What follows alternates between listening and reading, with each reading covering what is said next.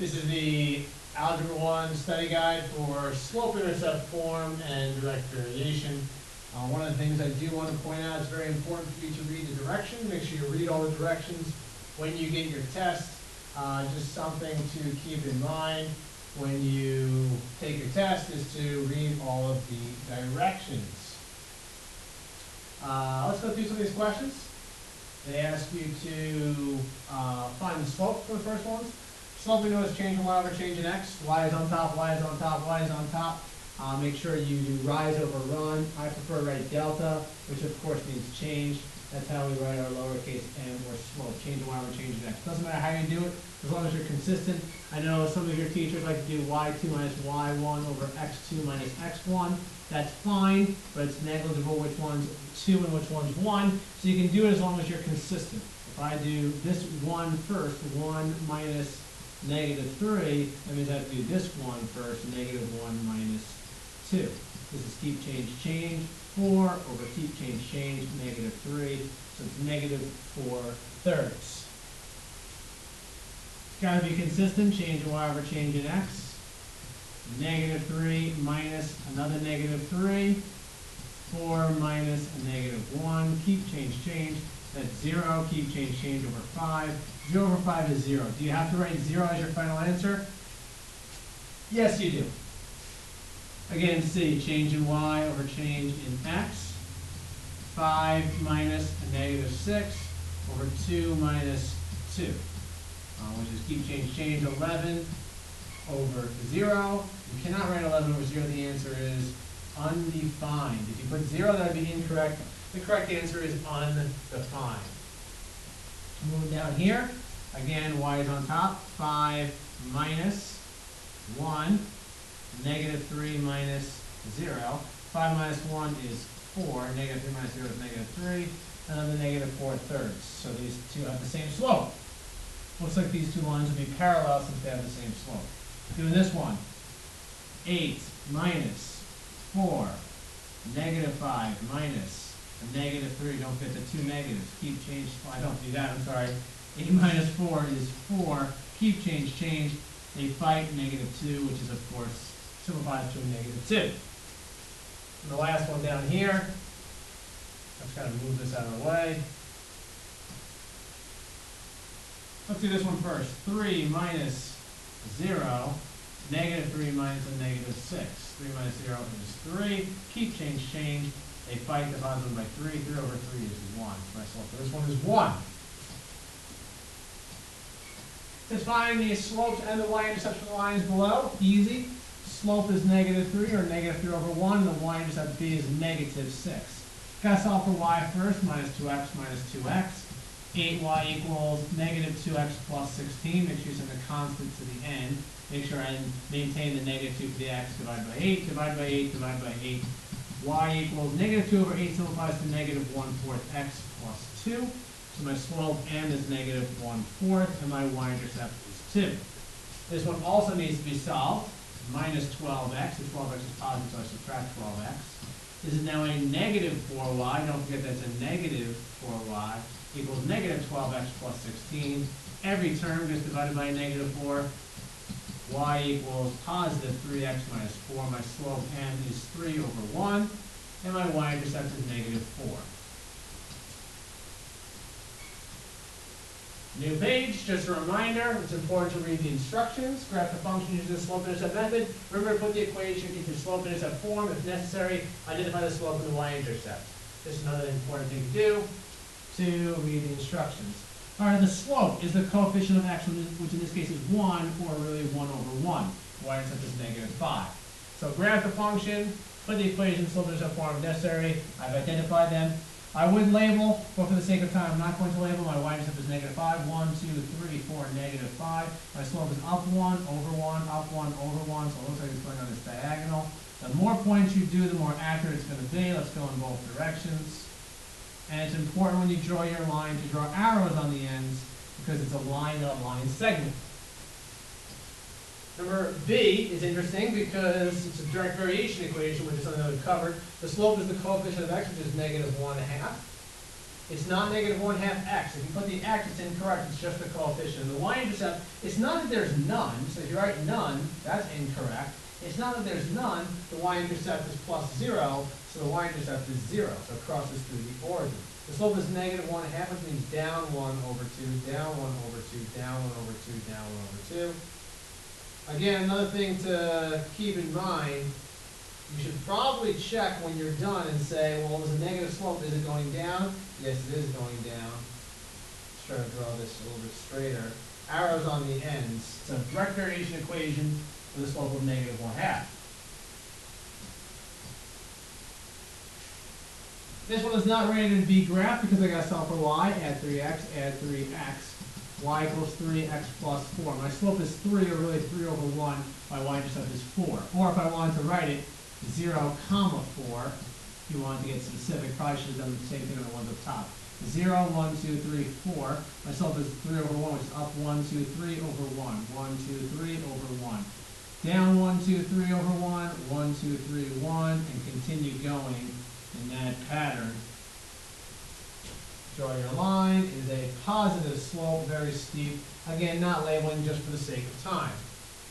This has to be solved. Minus 4x, minus 4x. 2y equals negative 4x plus 12. Let me relocate over here. 2y equals negative 4x plus 12. Every term gets divided by 2. Y equals negative 2x plus 6. My slope is negative 2, or negative 2 over 1. My y-intercept is 6, or really 0, comma 6. 0, 1, 2, 3, 4, 5, 6. My slope is down 2 over 1, down 2 over 1. Let's go the other way for a couple. Draw your line, arrows on the ends.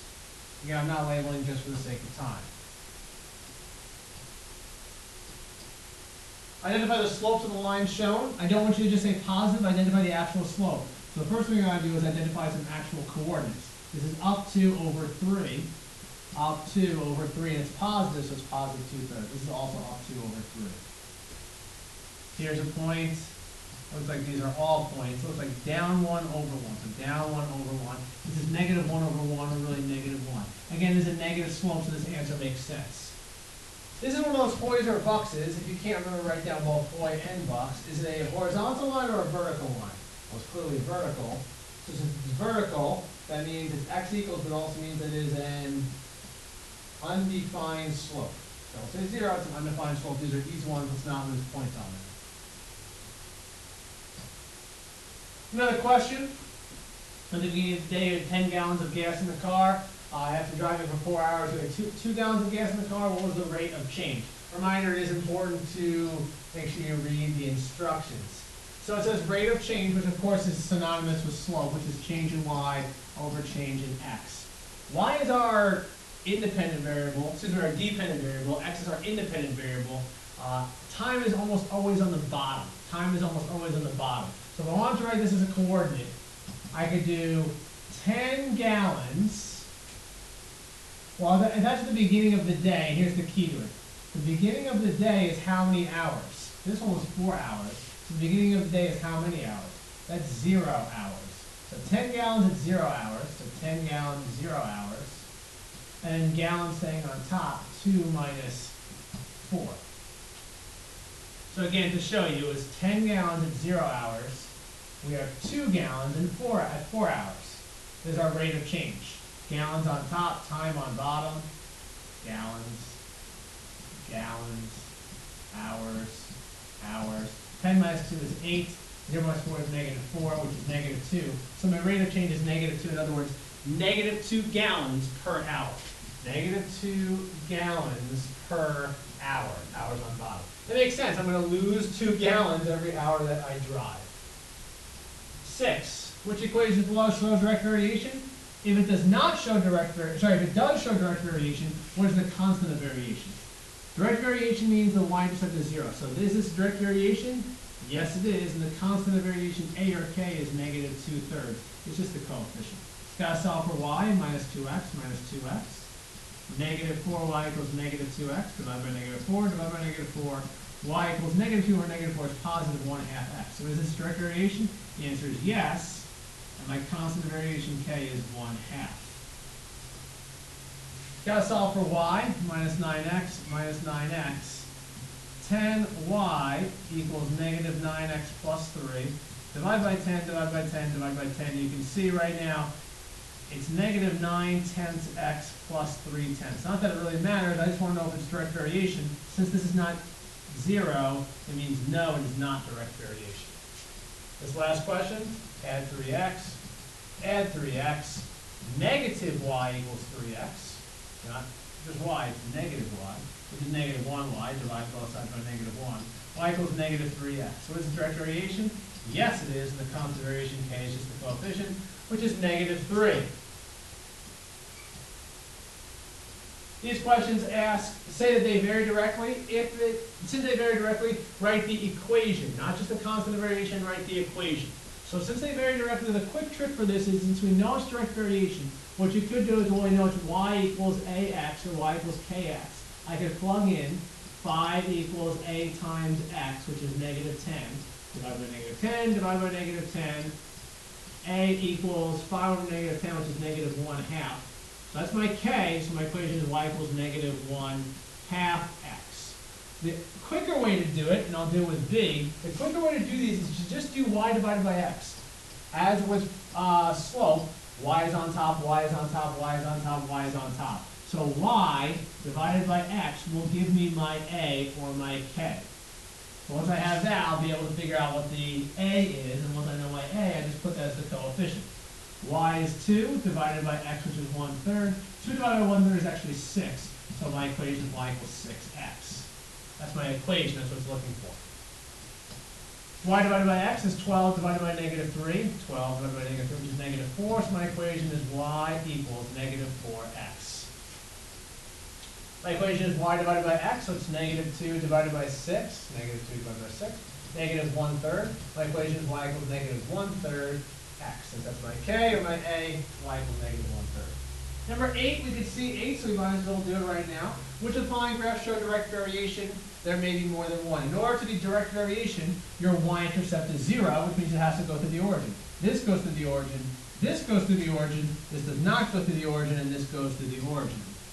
The difference is, though, direct variation are linear equations. This is a linear equation that goes to the origin. This is nonlinear. It's not direct variation. This is a linear equation that goes to the origin, so A and D are both direct variation equations. Which of the tables below show direct variation? If they are direct variation, what is the direct variation equation, not just the k between the variables?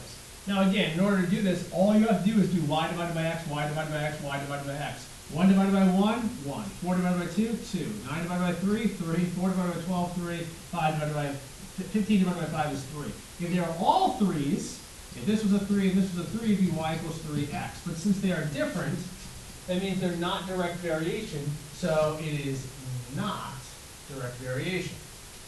6 divided by 3, 2. 8 divided by 4, 2. 10 divided by 5, 2. 12 divided by 6, 2. 14 divided by 7, 2. Since they're all the same, yes, it is direct variation. And my equation is y equals 2x. Since for the constant of variation is 2, but the equation is y equals 2x. Once again, it is important to read the instructions. It's something to keep in mind. One variable, A, varies directly as the other, C. Find the missing numbers, A and y, x and y, write the formula which relates to the variable. So let's establish our equation. So as they vary directly, let's do C divided by A, so it's 3. So my equation is C equals 3A. For every A we have, it's 3C. So if A is 1, C is 3. That makes sense, because 3 equals 3, it works out. Because if A was 1, C was 3, that worked. So my equation is C equals 3A. Or we could just divide and find this number that makes this also 3, which would be 6. Because 6 divided by 2, 6 divided by 2 is also 3. We want this to be 3 also, which means this has to be 5.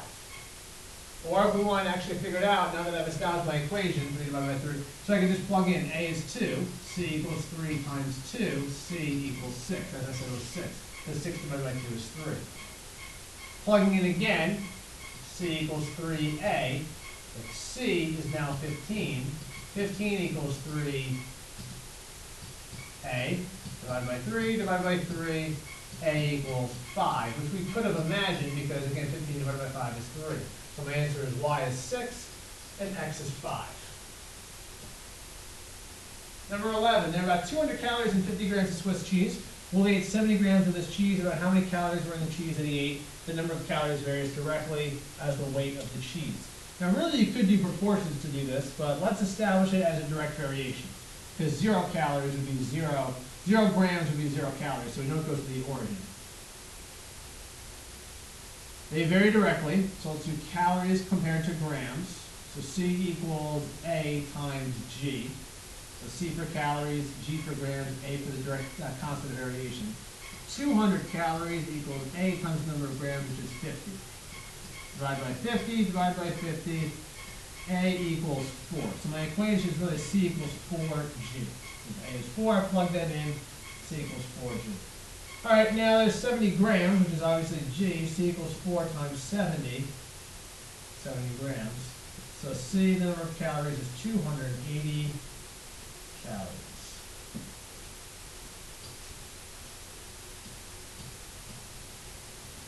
The resistance R of a copper wire varies directly with its length. Write the relation as a direct variation using K. So all you gotta say is R equals KL. That's it. They vary directly, and write the equation R equals KL. Resistance and length vary directly, constant variation is K. We can do the same thing for 13. The distance an object falls, A, drops from rest in a free fall varies directly with the square of the time t. If A varies directly as t squared, so A equals K times t squared. A varies directly with t squared, it says it right here. I'll use K as my constant of variation. Then we'll plug in. So A equals 12 equals K times t, which is 2 squared. 12 equals K times 4, so that's squared first.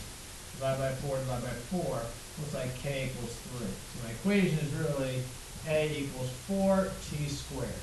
When t is 3, A equals 4 times 3 squared. A equals 4 times 9. So A equals 36. 36, whatever the distance is, it doesn't say what A is, meters, yards. It says distance with time. A is the distance. 36, whatever. A runner runs for 60 minutes, travels 8 miles, create a graph to model this. Well, we know they start a direct variation. It says direct variation, but we know it's 0 anyway because it's 0 minutes, it runs 0 miles. So 60 minutes, 8 miles. If we have 60 be our time, which is our x, and 8 be our distance, or our y, we can count by, let's count by 5s. 5, 10, 15, 20, 25, 30, 35, 40, 45, 50, 55. That won't work, so we're going to have to count by 10s. 10, 20, 30, 40, 50. That means this is 60 right here. I won't count by 10s this way, I guess. 10, 20, 30, 40, 50. So that means this is about 10 or around 8, so it's 68, it's right there. Very, very low line. I'm going to draw an arrow that way. The reason I'm not going to draw it in both directions is because this would imply negative time and negative distance, which we're not going to do negative time and we're not going to do negative distance. So it's only going to go up and over in that direction. If you want to change the scale and go by 2's up here, this would be 2, 4, 6, 8, 10. So it would be 60, comma 8. Either way, we got to change the scale. It's different. I'm not a big fan of that. It's only an arrow going up because we are not going to go into the negative time or the negative distance. Doesn't really make sense. Last page, one more reminder. You're going to want to read the directions when you do these questions. Number 15, a student graphs y equals 3 over 2x plus 1. The graph is shown below. Identify the error in the graph and write an explanation you can give to the student that would teach them how to correctly graph the function. So let's see. We know the graph, we start the y-intercept, which is 1, so they got that. And the slope is up 3, this is the rise. And then over 2, that's the run. So we rise 3, 1, 2, 3, over 2. Ooh, there's not the right spot.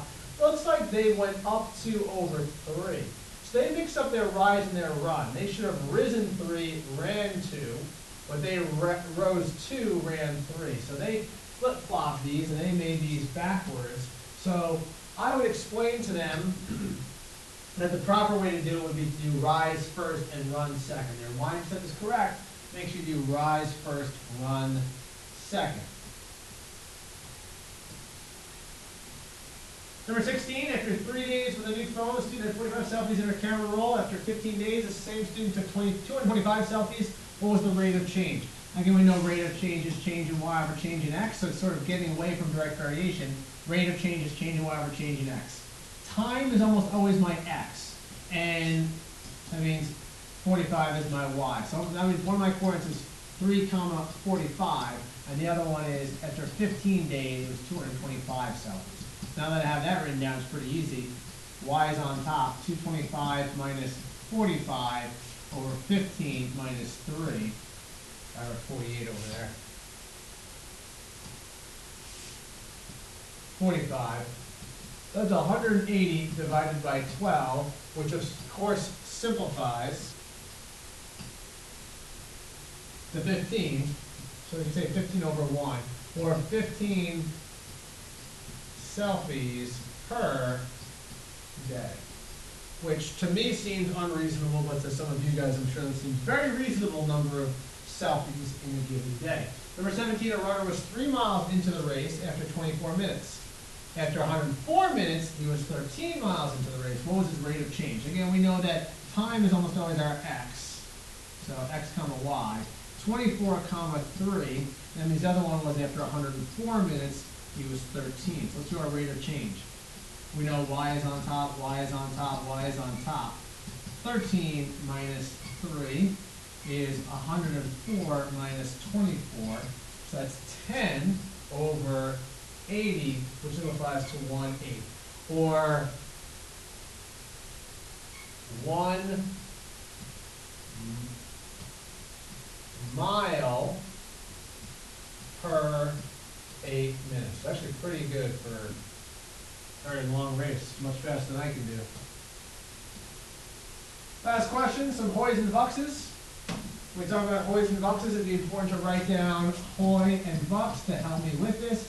This is y equals, which means it is a hoy. So I go to y is 4. 1, 2, 3, 4 on the y. I know it's a horizontal line. And it even helps me, the slope is right here, the slope is 0. The slope is not O, the slope is 0.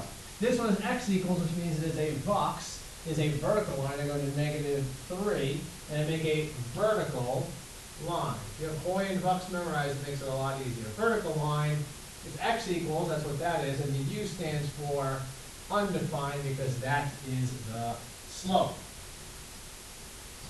And now if you made it this far into the video, one thing I want to point out, you may see on the test, one of the questions may ask you to draw your own line. If you draw your own line, it's going to ask you to identify the slope of the line that you drew. So you're going to want to choose points you can clearly do. Choose a nice spot, and then maybe establish your line up to over 1, 2, 3, 1, 2, 1, 2, 3. Something you're comfortable with, 1, 2, 1, 2, 3, 1, 2, 1, 2, 3. And then you can draw your line. Now I've drawn my line, and now based on drawing my line, I know my slope is up to over 3. Slope is up to over 3. What I wouldn't suggest you do is just randomly draw a line, and then based on your random line, try to figure out what your slope is. Be very purposeful with your choice of line. You can have a negative slope. You can start here and then go down 1, 2, 3, 4 over 1. 1, 2, 3, 4 over 1. Just make sure 1, 2, 3, 4 over 1. Make sure if you do this, first of all, you don't call it a positive slope. And second of all, you don't say the slope is down 4 over 0, because not over 0, it's down 4 over 1. So be very careful when you write what your slope is based on the line that you would have to choose.